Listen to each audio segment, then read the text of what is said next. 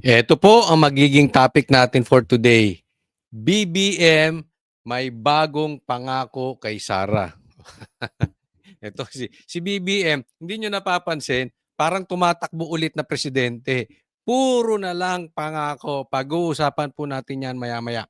Pangalawa, opisyal ng nilaglag ni BBM ang pinsan.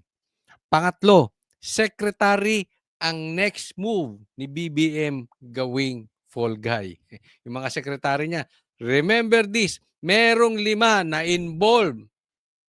O dyan sa Nakawan, sa Ghost Projects, 5 secretary according to Libiste involved dyan. Mamaya pag-usapan natin. Pangapat, walang gana sa impeachment ni Sara ang karamihan ng mga dating mga congressman na buhaya. Okay? Yan po ang mga pag-uusapan natin. Huwag pong kakalimutan. Yung simpleng like nyo po, napaka-importante sa akin. So sana for algorithm, i-like nyo po agad-agad pagpasok nyo pa lang itong aking vlog. Okay? And sana po doon sa mga hindi pa po subscriber ng channel ni Coach Oli News PH. Ulitin ko po, Coach Oli News PH. Oh, i-check nyo dyan. Ha? Yung pinapanood nyo ba, Coach Oli News PH? Pagtingin nyo, Coach Oli News PH nakalagay o Coach Oli News PH 2. Tapos hindi pa kayo nakasubscribe, subscribe na. Ha? Sa Facebook at sa YouTube. Okay? Hindi na po natin pagtatagalin. Diretso na po tayo agad-agad sa ating topic dahil kay Coach Oli, bida ang balita. Ito. Pag-usapan natin yung magiging impeachment. Hindi lang, di umano, si BP Sarang ipapa-impeach ngayong February. Ito na tong February. Pinaghahandaan na po. Pero pati si Bongbong Marcos. Ayan, pag-usapan po natin. Matapos ideklarang unconstitutional ng Korte Suprema ang impeachment complaint laban kay Vice President Sara Duterte noong nakaraang taon, pinagbawalan din ang pagsampa ng panibagong reklamo. Pero sa February 6, bubuksan na muli ang pagkakataon para sa panibagong impeachment complaint. At ang palasyo, tila hindi itinangging nagbago ang tindig ng Pangulo patungkol sa posibleng panibagong impeachment complaint laban sa bise. Ang tanging tugon lamang niya sa akin ay kung ano po ang pagtrato sa pag-iimbestiga sa flood control projects, mga anomalyang flood control projects. Ganon din po ang gawing pagtrato sa paggagawa or sa pag-iimbestiga patungkol dito sa impeachment complaint. Yon. Teka muna ha. Okay. Nagbago. Saglit. Nilagay lang muna natin dito sa, wag na yung si Claire, yung mukha, si Tiwasan. Yan. Okay. Naalala nyo po, dati, ang stand ng ni Bongbong Marcos patungkol sa impeachment ni BP Sara, parang hugas kamay. No? Parang dumidistansya sa madaling salita. Pero pag tiningnan po natin ngayon, nag-iiba na ng tono ang presidente. Parang ang sabi niya, tatratuhin ko yung impeachment ni BP Sara kung paano niya tratuhin yung pag-iimbestiga sa flood control projects na dapat managot o yung sangkot di umano sa Nakawan sa Ghost Projects ay managot. Parang ganon, di ba? So nag-iba na. Dati dumidistansya siya. Ngayon, managot na ang dapat managot. Okay. So, ikinukumpara etong Ghost Projects kung paano niya tinatrabaho at saka itong impeachment ni BP Sara. So, sa madaling salita, may bago na namang pangako si Bongbong Marcos kay Sara. Ano yun? Ha? Ano sa tingin nyo ang bagong pangako ni Bongbong Marcos kay Sara? Hidden po ito. Ha? Hidden to. Maaaring may pag-uusap si Bongbong Marcos at saka si BP Sara. O, hindi natin alam. Pero ito nangangahulugan dyan. Ha? Si Bongbong Marcos pagtatakpan si BP Sara. Uy, grabe. Paano naman? Saan mo naman nakuha yung balita na yan? Kay Claire Castro. Pangako niya yan kay BP Sara. Bagong pangako, hindi yung dating pangakong napako ha. Ngayon po yung pangako. Bakit? Paano ko nasabi? Paano niya ba tratuhin yung pag-iimbestiga sa ghost projects? paano ba nila nilulutas yung mga magnanakaw di umano sa ghost projects? Yung may mga flood control projects, paano? Yung pangunahing sangkot, yung pangunahing, o sabihin nating mastermind, yung pangunahing iniimbestigahan, nililihis. Di ba? Nakita nyo ba si Tambaluslos na naimbestigahan? Nakita nyo ba si Bongbong Marcos na naimbestigahan? So sa madaling salita, pagtatakpan ang mastermind or pagtatakpan yung pangunahing dapat iniimbestigahan. Eh sino ba ang pangunahing ini-impeach? Si VP Sara. O di pagtatakpan niya rin. Di ba? Ang ganda ng ano mo ha? Ang ganda ng pagkakadiskarte mo dito, Bongbong Marcos ha? Kasi real talk po tayo. Ha? Kidding aside, real talk. Pasado ba sa inyo? Ilagay nyo dyan sa comment section. Pasado ba sa inyo ang trabaho ni Bongbong Marcos para malutas at mapanagot ang dapat mapanagot sa flood control projects? Ilang buwan na po yan, may nangyayari ba? Ang pangako niya, walang Merry Christmas. Itong mga lintik na itong magnanakaw. Oh, ang pangako niya, maraming makukulong. Marami bang nakulong? May big fish bang nakulong? Wala. Oh, kung ikukumpara niya yung impeachment ni BP Sara doon, parang yung sinasabi, kakampihan niya si BP Sara. Hindi ko sinasabi na guilty si BP Sara doon sa kanyang paratang sa kanya patungkol dito sa impeachment. Ang punto ko lang dito, yung pangunahing, kumbaga sa ano, yung main actor o yung main actress o yung pangunahing iniimbestigahan o pangunahing na impeach, walang nangyari, di ba? Walang mangyari. Ganon din po ang gawing pagtrato sa paggagawa or sa pag-iimbestiga patungkol dito sa impeachment complaint laban kay VP Sara. Pero nung una po kasi sinasabi niya, hindi yan makakatulong sa ordinaryong Pilipino. Hindi pa siguro nakikita kung gaano kalawak ang maaaring naging issue noon. Paliwanag ni Yusek Castro, layo ng Pangulo na managot ang mga dapat na managot at igagalang daw nito ang reklamo laban sa bise at ang proseso nito batay sa mga ebidensyang mailalatag. Humanda ka, Bongbong Marcos. Maniwala ka. Humanda ka. Makukulong ka. Antay mo lang, ha? Kaya ito si Bongbong Marcos, in my opinion, hindi niya bibitawan yung pagkapresidente. Kung sa tingin niya ay hindi siya mananalo, hihimurin din nito yung puwet ng kakampuwet. Gaya ng paghihimod ng puwet ng kakampuwet sa kanya. Kasi kailangan niya ng kaalyado. Kahit si Tulfo. Yang Tulfo na yan, lalong-lalo na yan, ito, dederechohin ko kayo. Si Rapi Tulfo, nakatapang-tapang, nung dating vlogger pa siya, nung naupo, tikom ang bibig. Kaya yan ang pag-asa nila. Sa tingin nila, malakas to si Rapi Tulfo. Siguro, ito naman si Rapi Tulfo, gusto ring malapit. Pero sabi nila, meron din daw itong iniiwasan. Kaya hindi binabanatan ang mga flood control projects. May iniiwasan siya na baho na lalabas. Yan ba yung mga babae? Hindi ko alam. Yan ba yung pagkakaugnayan nila doon sa kayap? Hindi natin alam. Bukod kay VP Sara, kamakailan ay may umuugong din na balitang posibleng kumaharap din sa isang impeachment complaint si PBBM. Iyan ang magandang usapin. Okay? Magkakaroon di umano ng impeachment kay BBM. Sino magpapa-impeach? Magtatagumpay kaya? Karapat-dapat bang i-impeach talaga si Bongbong Marcos? Nasa timing ba? Yan, sasagutin natin mamaya-maya. Sagot ng palasyo, Tiwala pa rin po ang Pangulo na meron pong pagtitiwala rin sa kanya ang mga mambabatas dahil hindi naman po gumagawa ng kamalian ng Pangulo.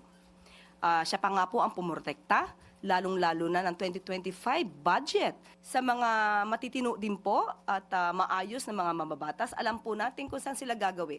Gagawi sila sa matino at hindi sa mga kurakot. Ang Malacanang hindi pa lubos na matukoy kung sino ang may pakana ng niluluto umanong reklamo laban sa Pangulo. Ang paglalabas, di umano ng balak ng mga supporter ng mga Duterte na magsampa ng impeachment. Sinasabi ng iba, ito para makaiwas, di umano, ang Vice Presidente sa mga isyung paglustay at mga di umanong pagtanggap ng pondo, milyong-milyong pondo mula sa mga drug lords. Ang Pangulo po, unang-una, hindi po siya nagnakaw ng pera. Pangalawa, siya po ang Teka, sasagutin ko lang maiksi. Sabi daw, ang Pangulo daw ay hindi nagnakaw ng pera. Paano mo naman nasabi, Claire? Yung tulay nga ninakaw niya eh. 2 tulay na po ang ninakaw niya sa Duterte. Oh, yung una, hindi naman sa kanya siya nagsimula nun. Si Sara, eto na naman pangalawa. Nasimulan din ng Duterte. Oh, tapos po, sasampa siya ron, aangkinin niya. Ganyan po katindi magnakaw yung si Bongbong Marcos. Yung isang very, very obvious na hindi dapat para sa kanya, kinuhan niya. Yung pakayang perang nakatago, yung pakayang confidential funds nito, hindi niya nanakawin. Pwe! Ah. Pangalawa, siya po ang nagpapaimbestiga sa mga maaanumalyang flood control projects at maaaring naging sanhi ng korupsyon. Ngayon, bakit niya pag-iimbestagahan? Ilang beses ko na po na-explain yan. Kaya lang naman niya pinaimbestigahan, in short, nangangamoy na. Pangatlo, wala po siyang Mary Grace Piatos. Yon, teka muna, mapunta tayo dyan. Ito na. Ito na ang banat ng abogado ni Bongbong Marcos. Alam mo, ako mapunta tayo dun sa asaran. Kasi, ganun ang datingan nito ni Claire. Alam nyo, may mga lumalabas na balita patungkol kay Bongbong Marcos na talaga namang nakakadiri. Siguro alam nyo na yon. At meron ding lumalabas na balita na even yung kanyang kapatid ay addict tong si Bongbong Marcos. Kayo'y matanong ko. Involved na rin kaya si Claire? Ako napapatanong lang talaga ha. Kasi talagang ang asta ni Claire ay hindi astang Yusek. Talagang talagang nababoy ang PCO. So pag inisip po natin, parang ang dating talaga, gumagamit na rin kaya ito si Claire? Or talagang nabaon na siya kay Bongbong Marcos? Hindi ko alam kung ano ibig sabihin ng nabaon. Pero nabaunan na kaya ito ni Marcos? Yung nabaunan, yung wala na siyang kawala.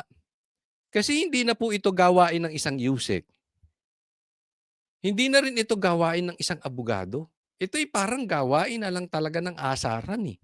No? So, ko, one day hindi ako magtataka kung may lalabas ditong video na baka mamaya gumagamit na rin. Hindi ako magtataka. Hindi ako magtataka baka one day ganun na rin yung bunganga nito, 'di ba? Hindi natin alam. 'Di ba? O baka mamaya meron na rin tong alam naman natin yung gawain ng pamilya nila, 'di ba? Kayo alam niyo 'yun eh. Pero puntahan natin dito yung sinasabing gusto ko lang i-discuss. Yung patungkol dito sa impeachment na di umano, ito'y nanggagaling sa mga Duterte. Mga pro-Duterte. I really don't think so. No? Ang balita ko dyan, galing ito sa Makabayan Black. Alam naman natin, ang Makabayan Black, galit na galit kay BP Sara. At hindi ito sa tingin ko galing sa mga Duterte dahil alam nila hindi ito magtatagumpay ngayong panahon ni Bongbong Marcos. Kasi nga, hawak nila ang kamera. So, kahit anong impeachment mo kay Bongbong Marcos, hindi rin magtatanggumpay sa kamera. 'Di ba? Karamihan diyan hawak sa liig nung kanyang pinsan. So pag tiningnan po natin talaga, hindi po 'yan ang magiging strategy ng DDS. Malayo po. Long shot 'yang mga pinagsasabi ni Claire. Kaya nga nagtataka ako, etong si Claire parang walang alam patungkol kay Marcos. Pag-uusapan yung amo niya, wala siyang alam. Parang ang alam nito si Claire lang ay patungkol doon kay Sara sa mga Duterte. Pero pag Marcos, wala na tong alam. Hindi ka ba nakakabalita? Wala ba kayong intel? Hindi nyo ba nararamdaman to, Claire? Ito, tandaan nyo to. Kung magkakaroon man ng impeachment, yung mga lintik na nagsasampa na yan, nagpapataas lang ng presyo yan. Eh, bakit? Wala naman silang alam naman nilang walang mangyayari doon sa impeachment kay Bongbong Marcos. Even kay BP Sara, walang mangyayari dyan sa impeachment ni BP Sara. Kung dati nga, marami pang pera si Tambi, pangbigay, hindi na nagtagumpay. Ngayon pa, na nabawasan na yung pera ni Tambi, nabawasan ng pagbigay, magtatagumpay, hindi. Posible lang, ginigipit lang nila ang Malacanang para bigyan sila ng pera. Sige, impeach ka rin namin. Pagka hindi kayo ulit nagsuporta rito, dalawa na kayo ni BP Sara. Kaya yung impeachment na yan, ang makikinabang dyan, yung mga buwaya, yung mga magnanakaw, yung mga swapang na congressman lang. Even si Chanco sinabi, merong bigayan dyan. At eto na naman, gusto na naman nilang tumanggap ng pera. Pati si Bongbong idadamay kahit alam nila, kakampi naman nila. Panggigipit lang, pangpataas ng presyo. Tanga-tanga. Claire, hindi mo alam yon? Kaugnay nito, handa raw si PBBM sa anumang pagkakataon at aasahang gagalang sa konstitusyon at sa legal na proseso. Para sa Good luck. Next topic po tayo. Eto po, may mga bagong pasabog po si Chanco. Okay? So, pakinggan natin kasi napaka-importante. Alam naman natin, magkaibigan to si Chanco at si Bongbong. More or less, makakakita tayo o mararamdaman natin, madidiscover natin, ano ang plano. Kasi, yang sila Bongbong, hindi naman magsasalita ng diretso yan. Di ba? Pag sinabi niyang kakaliwa yan, kakanan yan. No? Pero doon sa mga kaalyado nila, kung gusto mong mabasa ang kanilang galawan, pakinggan po natin ito si Chanco. So, have you heard all these talk about the impeachment complaint against the president? Sa news lang. I heard it sa news, nabasa ko sa news, na supposedly. Not in the House? No, wala. Naka-recess kami ngayon, di ba? Yeah, pero We'll be back pa bulong-bulungan. sa 26. No, wala pa. Wala pa. And do you think it will prosper if there is one? No, I wouldn't want to speculate because I wouldn't know the grounds. No? So mas mabuti, I will comment on it. I promise I will comment on it pag meron na talagang impeachment complaint. No? So point by point, doon ako magkokomento. Pero habang wala, I wouldn't want to speculate. Pero real talk, Kong, do you think they would actually let you know beforehand, given your relationship with the president?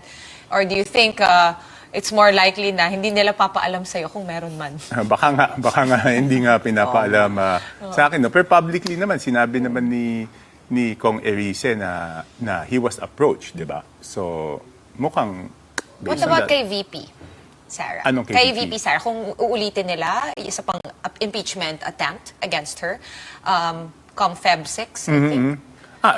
Okay, I'll be very honest dito sa stand ko dito. No? If come Feb 6, wala pang big fish, ibig sabihin, at least si saldi ko, hindi pa na ibabalik dito. Hindi ako makikisa doon. Yon, ito. So, ibig sabihin, pagka dumating at ng Feb 6, hindi pa rin nakukulong si Saldico, hindi siya pipirma for impeachment. Hindi niya susuportahan yung impeachment ni BP Sara. Okay? Kaalyado po ito ni Bongbong Marcos. Ano pong ibig sabihin nito? Ito yung isang maliwanag na usapin na nawawalan na ng gana ang mga congressman sa impeachment kay BP Sara. No? Bagamat hindi siya naman sumuportad before, pero makikita po natin na iba na po ang stand ng president patungkol sa impeachment ni BP Sara. Nagiging agresibo na sila. Okay? Kasi palapit na ng palapit ang 2028, alam nilang hindi nila tatalunin si BP Sara. Naiintindihan po. So yung mga talagang proponent o yung talagang may motibong matanggal si BP Sara, magiging agresibo. Ngayon, yung iba naman, lalong dumidistansya. Yung iba, dumistansya na, lalo pang didistansya. At syempre, ngayon pa, nakikita na, sabi ko nga, wala na masyadong kickback. Meron pa rin, no? Pero wala na kasing laki before. At nabuking na yung style ng bigayan. Tapos, alam nila, kahit na lahat binato kay BP Sara, lalong namamayagpag si BP Sara. Nakita, tatandaan po natin, very sensitive po ang mga politiko sa kanilang political career. So pag talagang dumikit sila todo kay Bongbong Marcos, delikado sila. Huhusgahan sila ng taong bayan. Dahil kitang-kita, kahit anong bato kay BP Sara, ang mga nanalong senatorial balls, karamihan sa partido ni BP Sara. Kahit na na-impeach, hindi nagtagumpay sa Senado. Kahit binato ng binato, pataas ng pataas si BP Sara, si Bongbong pataas ng pababa rin ng pababa ang trust rating. So sa madaling salita, it's very obvious to them, ayaw ng taong bayan kay Bongbong Marcos. At yung mga politikong matitino, alam nila yan. So kung wala sila ring pakinabang kay Bongbong Marcos, or they have dreams, lalo na kung congressman ka, local election ka lang, meron kang pangarap for higher position, hindi mo pwedeng kalabanin ngayon si BP Sara. Huhusgahan ka ng tao. Kaya nga mag-iingat po tayo dahil ayoko silang pangalanan pero marami na rin gumagamit na mga may pangarap sa politika, ginagamit si BP Sara. Marami na yon at maglalabasan yan. So, mag-iingat din tayo. Hindi lang po mga politiko, even mga vloggers. Nag-iiba na ng tono. Yung iba dyan, lilipat na. Lalo na pag nawala na ng pondo, yung mga pang-vloggers, pang-trolls, itong administrasyon, lilipat na yan.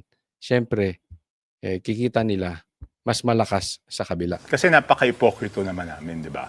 Kung if we can go back to the impeachment, the possible impeachment complaint against President Bongbong Marcos. So, Kong Erice cited a possible betrayal of public trust based on anomalies in the budget.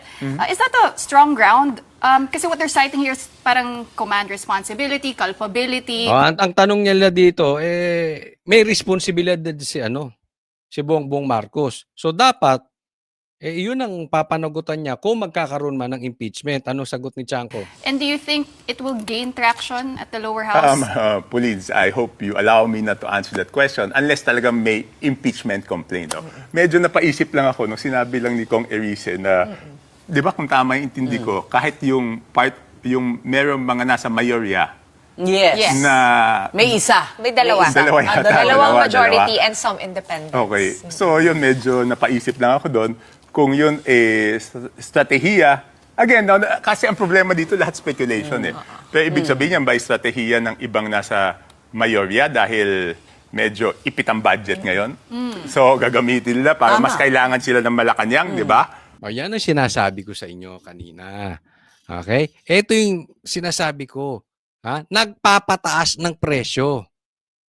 Kasi hindi ako naniniwala na hindi alam nitong sa mayorya or whoever. Baka nga ang balita natin dito Makabayan Black, yung grupo diyan, ha? Alam naman natin kung anong lining ng mga 'yan. Kung saan ang gusto niyan sa bundok. Alam naman natin, o kaya galit yan kay BP Sara. Pero bakit kinakalaban din si Bongbong Marcos? Kasi ipit nga yung budget.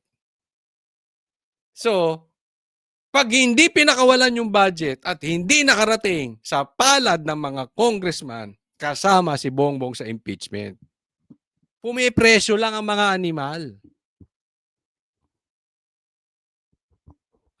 May punto si Chanco dito. Hindi ko po siya kinakambayan, ha. Kasi ang tingin ko si Chanco pumuposisyon din. Maaring lumalaro kay Bongbong at saka kay BP Sara. Pero sang-ayon ako dun sa sinasabi niya. Pumipresyo lang yung mga yan. So wag tayo masyadong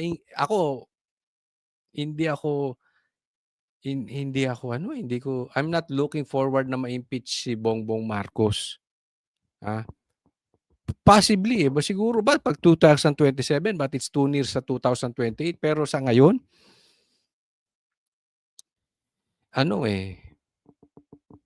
hawak pa rin ni Tambi.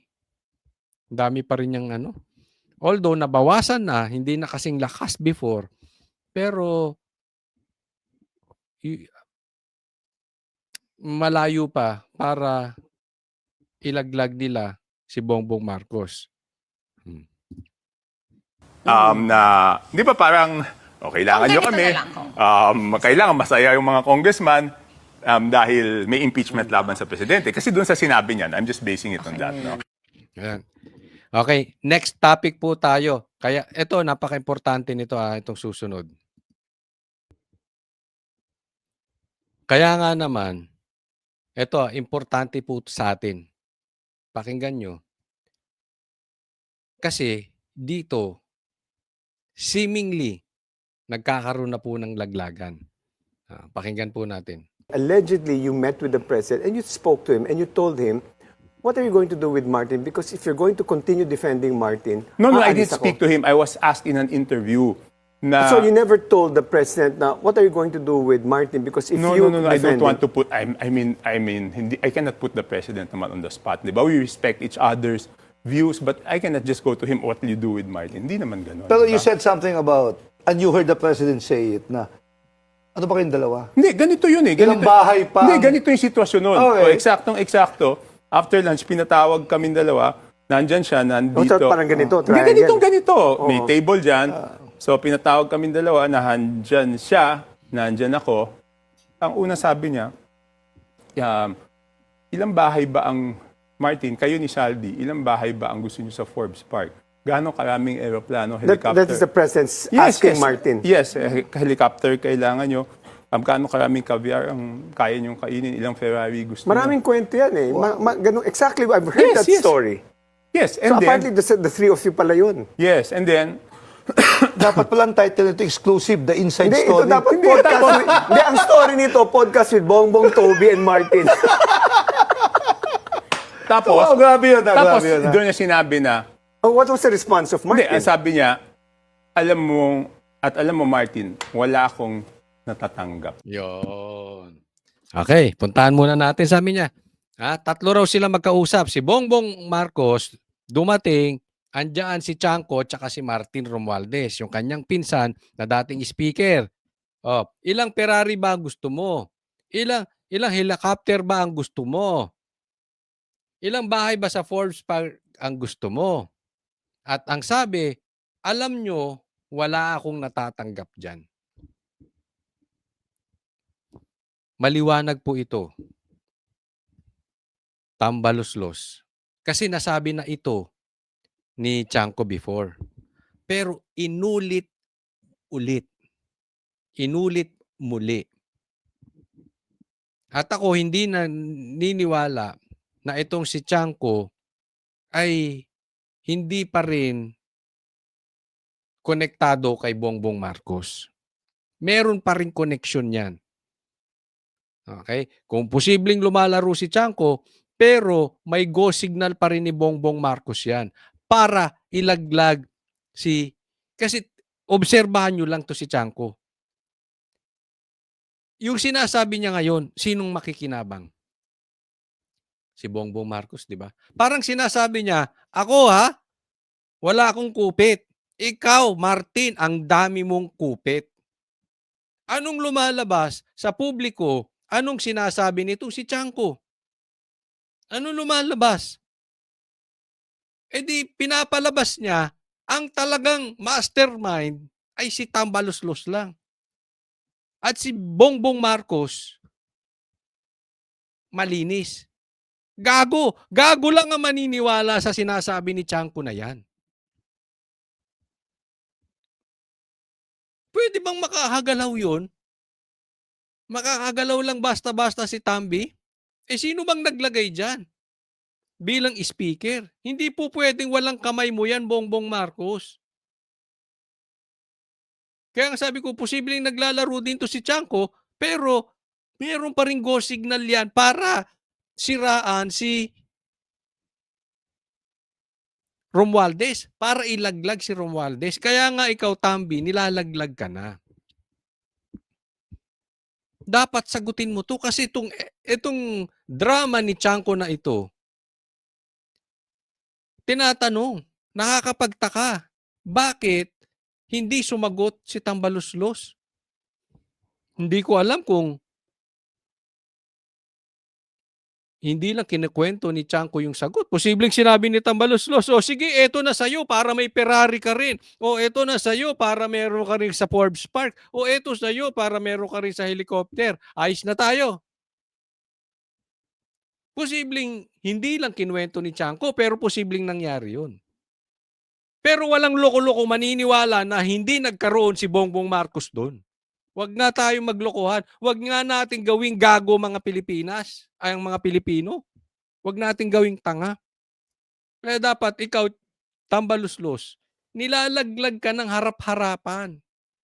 Sabihin mo na rin ang katotohanan. Hindi ka sasagot. Pag hindi ka sumagot sa sinasabi nitong si Tiangco,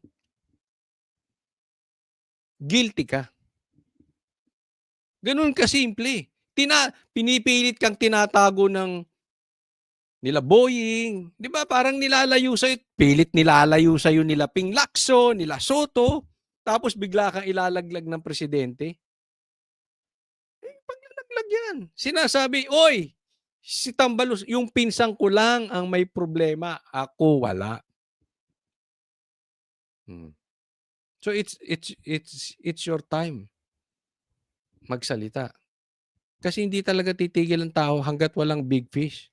Kaya sabi ko, habang may panahon ka pa, Romualdez, maniwala ka. Sooner or later, ilalaglag ka. Hindi lang natin alam kung gaano katagal. Pero, ilalaglag ka. Unahan mo na. Diyan. Wala akong nagagawa, then tinuloy na niya. 2 taon na ako dito, wala akong napapagawa. Dahil kayo ni Saldi, kinukuha niyo yung pera ng Congress. Paano may mapapagawa si Bongbong Marcos wala namang talagang alam yun? Eh, di ba? Totoo naman eh. Oo. Nagnanakaw lang ng proyekto yun. Nilalakaw niya lang yung mga proyekto ni PRRD. Yung mga tulay ni PRRD, ninanakaw lang niya. So he knew. Yun yung sinabi niya. Tapos may listahan siya nung mga kinuha niya yung cellphone, may listahan siya ng flagship projects na dinagay sa unprogram. Itong mga to, linagay niyo sa unprogram. Tapos idingit niyo yung mga proyekto niyo. Ang pangako ni Martin noon is, we will return it sa BICAM, which did not happen. Kaya lalo siyang nagalit noong January. Oh. That made us all silent, by the way. Dagdag natin. Kasi parang imposible hindi sumagot si Martin Romualdez. Ganun lang yun? Walang pakinabang si Bongbong Marcos? Eh nagalit na pala siya kay Romualdez, tuloy-tuloy pa rin nangyayari. Nagalit na siya kay Romualdez, yung investigasyon ngayon hindi napupunta kay Romualdez. Nakikita natin, nahaharang. Ganun ka-stupido yung presidente natin ngayon. Sa bagay, may punto. Talagang stupido. Kasi itong sinasabi ni Chanco, posibleng nagsasabi ng totoo ang presidente dahil stupido siya. Wala lang siya talagang alam, hindi niya na-control. O talagang kasabwat siya nagsisinungaling. Ako, mas naniniwala akong kasabwat siya. Hindi po pwede. Hindi talaga po pwede na tanga lang siya. Nalaman nga niya, ba't meron ba siyang ginawa? Meron ba siyang intentional na ginawa para mahinto ito? Wala, nagkuda-kuda lang siya eh. Hanggang ngayon, ang gulo ng investigasyon niya.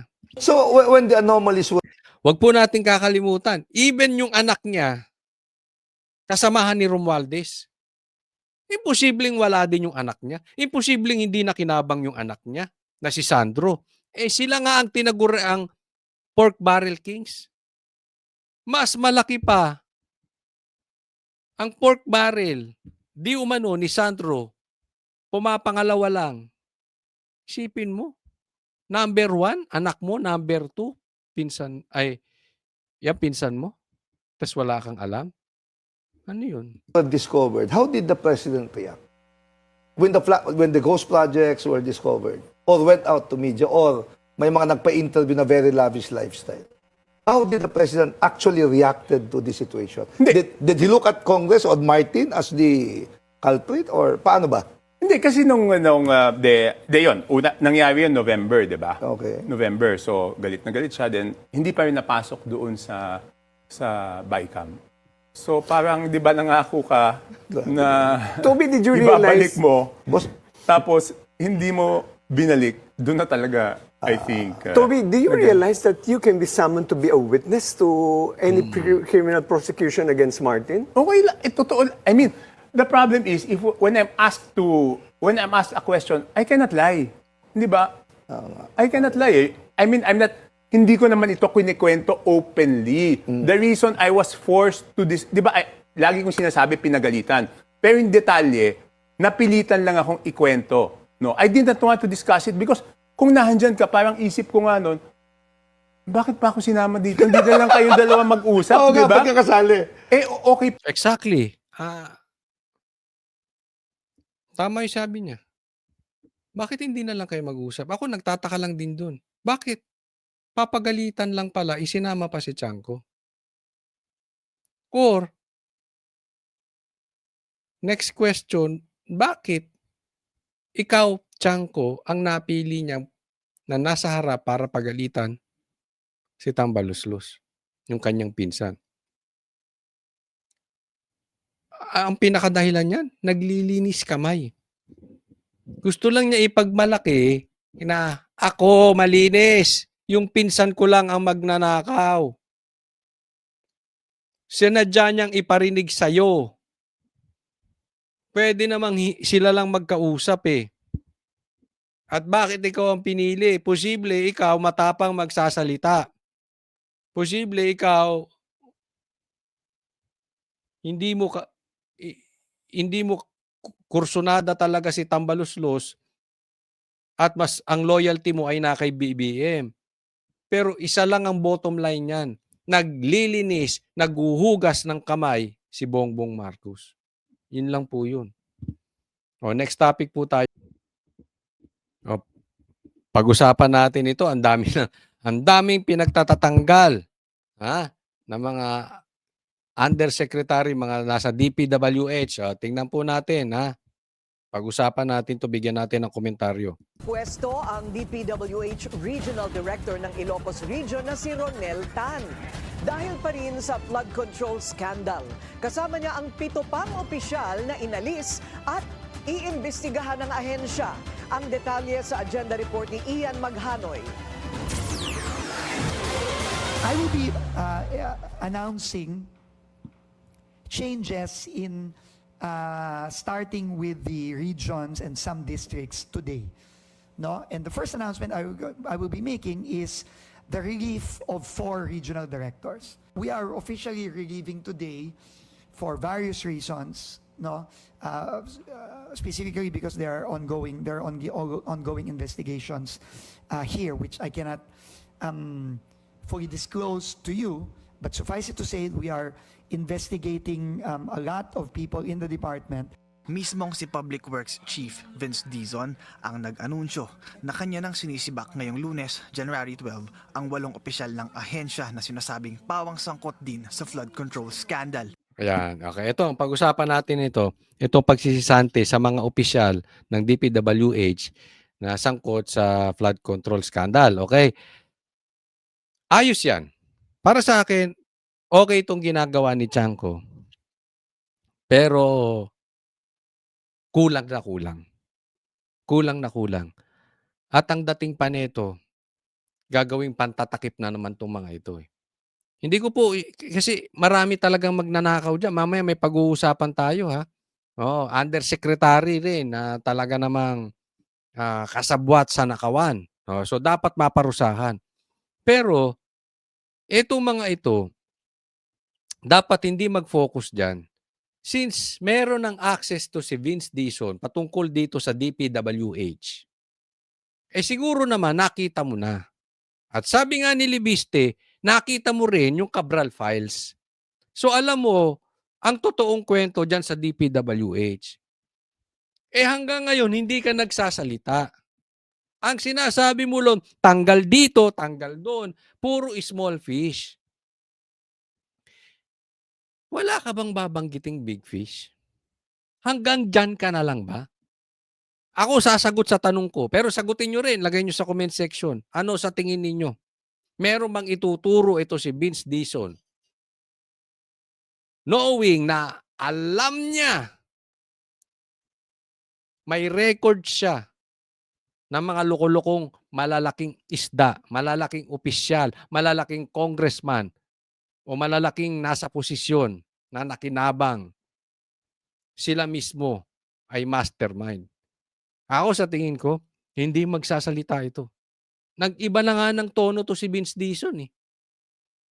Diba? Anong sabi ni Libiste? Merong 5 sekretary nasa listahan ng Cabral files. Tanong ko sa iyo, Vince Dizon, kasama ka ba doon? Kaya panay rin ang takip mo? Kaya nagtatanong lang tayo. Tanungin din natin yung taong bayan. Baka yung taong bayan, alam ninyo, sino tong 5 sekretary? Nakaupo pa raw. Kung pati yung natanggal o umalis, 7 raw yan. Pero yung mga nakaupo, 5. Sa tingin ninyo, sino yung 5? At sa tingin ninyo, kasama to si Vince Dizon? Hindi, I'm very disappointed kay Vince Dizon. Ang ganda ng simula niyan, akala ko naman seryoso. Ngayon, hindi lang siya kasing garapal magtanggol gaya kay Pinky Lacson at kay Tuta Soto. Pero yung paglihis, sabi nga ni Libiste, 'di ba, nakakaawa to. Hindi naman siya makipagsinungaling, pero hindi siya makapagsalita ng buong katotohanan. 'Di ba parang ganun din 'yon? Pag nagsalita ka, halimbawa, sasabihin mo, ay magnanakaw si engineer. Pero alam mo namang nagnakaw din. Halimbawa lang to, alam mo namang nagnakaw si congressman.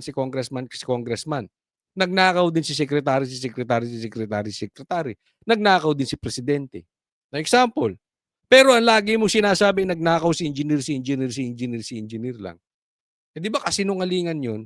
Bagamat totoong nagnakaw si engineer, half-truth. O baka 10% of the truth lang yung kinekwento mo. Para sa akin, kasinungalingan din yun. Dahil inuumit mo yung importanteng dapat nalalaman ng taong bayan. Isa rito si Ilocos Public Works Regional Director Engineer Ronel Tan, ang asawa ni Quezon Province Governor Helen Tan, ang mag-asawang multi-awarded engineers ng ahensya noong 1994, 1995 at 2008. Si Ronel Tan rin ang may questionabling 570 million pesos worth of super substandard flood control projects sa La Union na una ng eksklusibong isiniwalat ng Bilyonaryo News Channel noong nakaraang buwan. Mga alegasyong itinanggi rin ni Tan. Kasama rin sa nirelieve ay si Calabarzon Regional Director Jovel Mendoza, Bicol Regional Director Virgilio Eduarte, Central Visayas Regional Director Danilo Villa, Mimaropa Assistant Regional Daming nakinabang, no? Pag chinek mo yung mga yan, yung mga engineers na yan, tingnan mo mga bahay niyan, yung mga regional directors na yan. Director Neil Fahara, Lalaki ng bahay niyan, malamang-lamang. Bicol Assistant Regional Director Annie De La Vega, Metro Manila 3rd District Engineer Ruel Omali, at South Manila District Engineer Manny Bulusan. Hindi na dinetalye pa ng kalihim ang dahilan sa likod ng pagkakasibak ng mga naturang opisyal. Gayunpaman, isa sa ilalim sila sa investigasyon bilang parte ng due process ng ahensya. Alam mo, total, sinisante mo na at iimbestigahan mo. At di mo tanungin. Kasi hindi ka naman tanga, Dison. Ba't di mo tanungin? Sino ang padrino niyan? May padrino yan. Hindi naman makakaporma basta-basta yan eh. May bossing yan. Mahirap sa'yo, Vince Dison. Medyo hindi namin gusto na tono mo ngayon, ha? Relief ito, so they are relief effective when I sign the relief orders which will come in the next day or so. Tatayo namang testigo si Secretary Dizon sa kaso ni resigned Congressman Zaldico. Nakatakda ang paglilitis ng puganting siko sa Sandigan Bayan sa January 20. Nahaharap siya sa kasong graft at malversation kaugnay ng manumalyang 289.5 million peso flood control project sa Oriental Mindoro. Nananatiling Alam mo, ako maniniwala lang kay Vince Dison pag talagang napauwi ito si Zaldico. Kasi ito susi eh. Talagang magsisiwalat ito. Baka mamaya, kunwari lang pinauuwi, hinahabol, pero hindi naman talaga. No? Isa pa, maniniwala ako kay Vince Dison na we all know, hindi niya ilalaglag si Bongbong. So kahit man lang si Tambaluslos, ilaglag niya. Ako maniniwala na ako dito kay Vince Dison kahit na half-truth yan. Imposibleng hindi kasi. Okay? Yan ang stand ko, yan ang opinion ko. Kasama si Bongbong yung magpinsan. Pero okay na sa akin kahit si Tambaluslos lang. At least meron tayong napakinabangan sa kanya. Kaysa wala. Di ba? Pwede. Pero hanggat ganyan, puro ka lang engineer. Niloloko nyo taong bayan, puro small fish yan. Tagosiko sa ibang bansa. Para sa agenda. Next topic po tayo.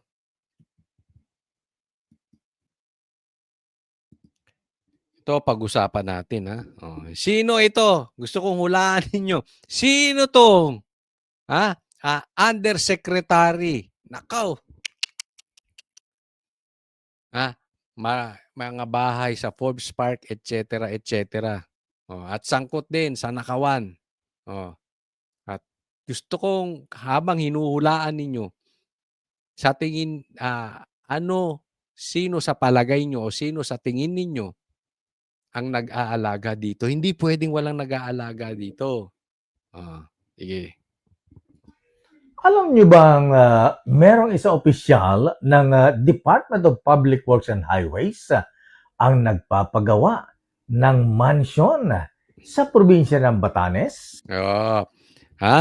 Opisyal ng DPWH nagpapagawa ng mansyon sa Batanes. Ito nakita ko lang,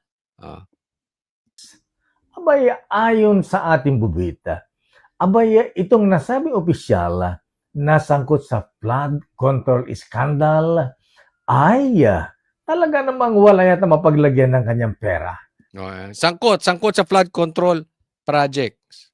Sa flood control projects. Dahil bukod sa mga report na mayroong mansion sa Forbes Park. Mansion sa Forbes Park. Ano pa? Meron pa sa Ayala Alabang. Nako, Ayala Alabang. Yung mga lugar na yan, mababa ang Forbes Park, mababa ang 200-300 milyon. Ayala Alabang, mababa mga 100 milyon. Abay ngayon ay meron pang 3-story resort o mansion sa probinsya ng Batanes. Kaya may mansyon sa Batanes. At ang malupit dito, ayon sa ating bubit, ang nagpapagawa ng kanyang mansion ay ang kanyang pinsan na district engineer din ng DPWH. Sila.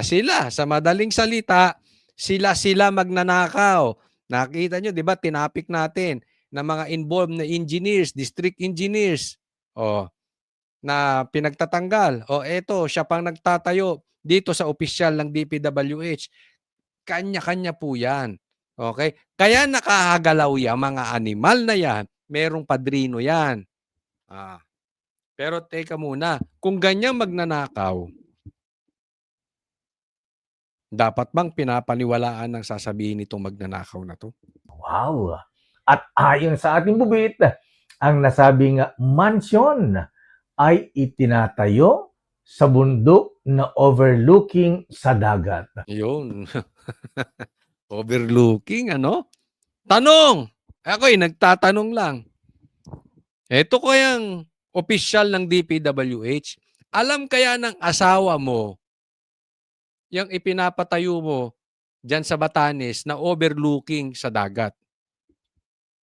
Baka hindi alam ng asawa mo ang dinadala dyan kabit. Nako, delikado yan. Ang sarap ng bembangan sa overlooking. Nakaw! Ay, ano ba yung mga napapagsabi ko? Di ba? Uso yung ganyan. Ako, nagtatanong lang. Boss, na opisyal ng DPWH. Meron din akong bubwit na didinig sa'yo. Marami ka raw babae. Ako nalalaman ko yung mga babae. Pero yung mga mansyon, hindi, alam namin, marami nagkukwento niyan. Sabi ko nga sa inyo, marami tayong ilalabas sa mamang ito. Overlooking sa West Philippine Sea. At ang mansion na ito ay katabi pa ng bahay naman na isang dating cabinet secretary na na-involved din sa anomalya. Ay, pareha sila magnanakaw. Pareha sila magnanakaw. Magkatabi yung kanilang bahay, maganda, overlooking. Kasi alam nyo, yung mga ganyang kalalaking bahay, kung titingnan lang natin ng sahod nila, titingnan natin ng kanilang kinikita, ang kanilang dinideklarang properties, magtataka kayo, saan nila kinukuha yung pambili dyan? Lalo-lalo na kung walang negosyo. Kaya nga, di ba?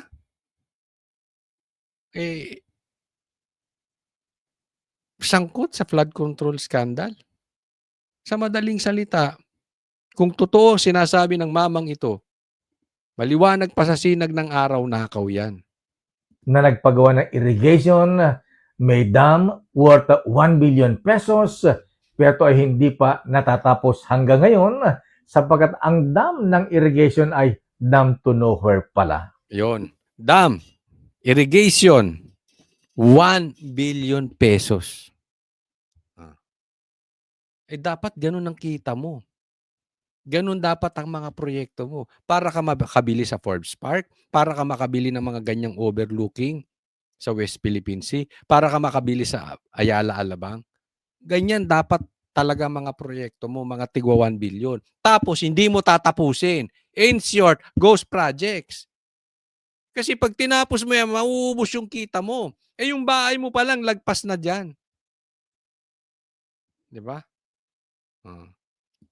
Ayon sa ating bubit, ang Cabinet Undersecretary na nagpapagawa ng mansion sa probinsya ng Batanes na involved sa flood control scandal, actually dahil sa pumutok na scandal sa tingin niyo, sino tong Undersecretary ng DPWH na itong pinag-uusapan? Sino to? Lagay nyo dyan sa comment section. Sa tingin ninyo, sino ito?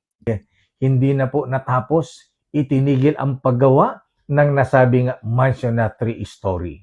Ang nasabing undersecretary ay itawag na lang natin sa pangalang undersecretary. Ang kanyang pangalan ay merong letter B. Nako, banat bay.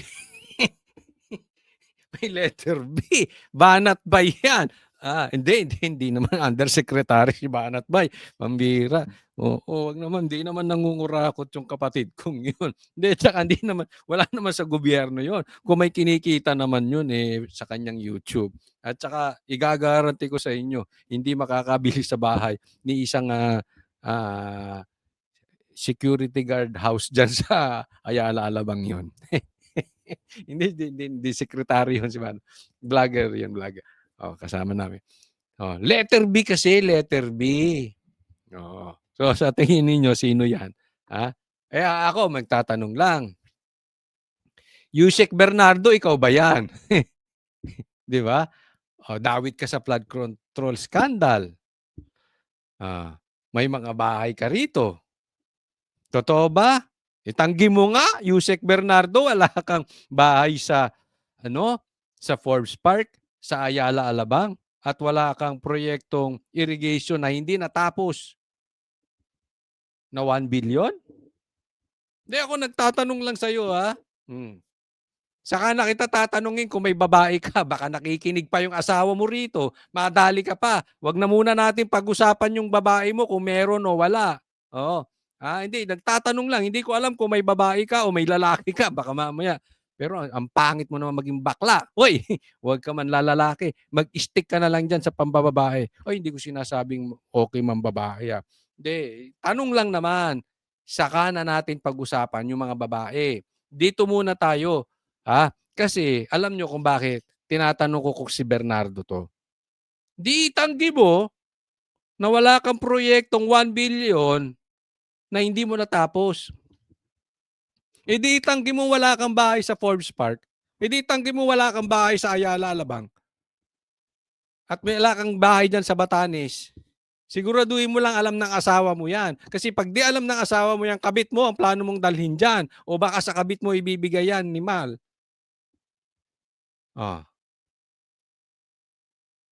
Bakit po natatanong natin kung si Bernardo to? Tatandaan po natin, ayaw natin ang nililihis ang usapin. Dahil nagagamit itong si Bernardo para ilihis. Nagtuturo ito ng mga senador na hindi naman involved. Alam naman natin kung sino ang involved. Wala naman sa Senado, nasa Congress, nasa lower house. Bakit napunta tayo sa Senado?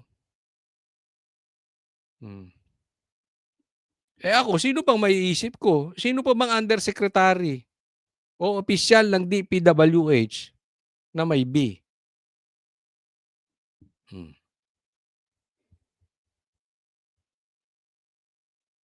Bernardo, ikaw ba yan?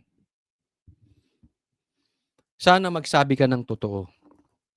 Kasi baka marami pang lalabas na balita na ganito. And I'm very sure of it, marami pang lalabas na balita na ganito. Kung ililihis mo ang investigasyon.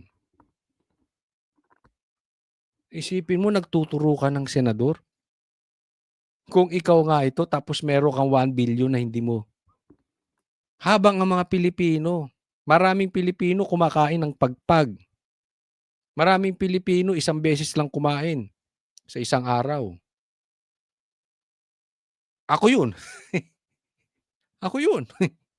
Hindi, ito, 1 meal a day lang ako . Sa isang araw, isang beses lang kumakain. Merong mga Pilipino, pagkakain, hindi na nila alam kung kailan sila ulit kakain. Tapos, may mga ganyang sekretary. Kaya nga gusto ko, inaamon ka namin, Bernardo, kung hindi ikaw yan, tanggi mo.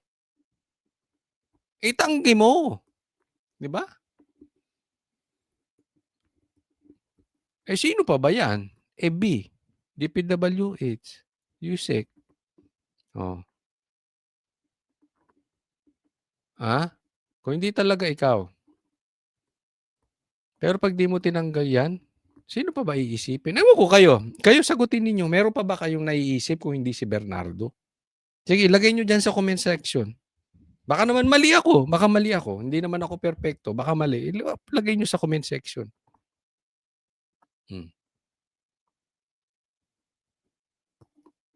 Pero hindi ka man nahihiya kung ikaw yan. Wala kang konsensya. Mga kababayan mo naghihirap. Kayo may flood control scandal. May ghost projects ka pa. Kung totoo to sinasabi ng mamang ito, ha? Huwag pong kakalimutan na doon sa mga hindi ko pa po subscriber, subscribe po kayo. Coach Oli News PH sa YouTube at sa Facebook at Coach Oli News PH 2 sa YouTube at sa Facebook din. O, pakiclick nyo yan.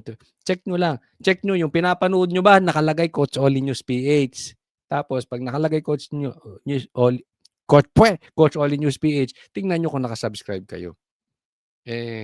Lagay nyo na rin, like nyo po, like nyo tong like nyo tong vlog na ito. Napaka-importante sa akin. Maraming salamat po. Kita-kita po tayo ulit. God bless everyone.